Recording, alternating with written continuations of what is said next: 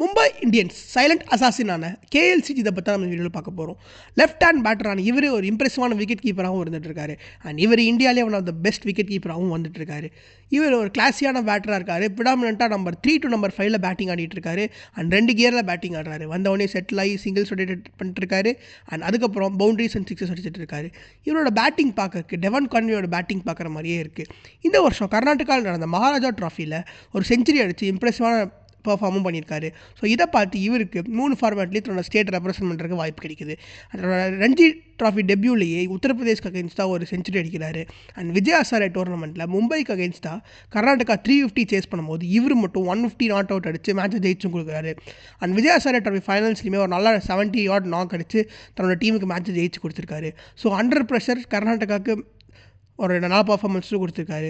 So இவர் மும்பை இந்தியன்ஸ்க்கு விளையாட வாய்ப்பு கிடைச்சா தன்னோட டொமஸ்டிக் பிரேக் த்ரூ சீசன் ஃபார்மை ஐபிஎல்லே ட்ரான்ஸ்ஃபார்ம் பண்ணால் சூப்பராக இருக்கும். அண்ட் இந்த மாதிரி நிறைய அன்கேப் பிளேயர்ஸ் பற்றி தெரிஞ்சுக்க எங்கள் பேஜை ஃபாலோ அண்ட் சப்ஸ்கிரைப் பண்ணிக்கோங்க.